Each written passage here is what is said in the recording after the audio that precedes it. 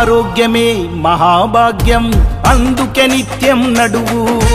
ఆనందమే నీ ఆయుషు హాయిగా నవ్వుతూ గడుపు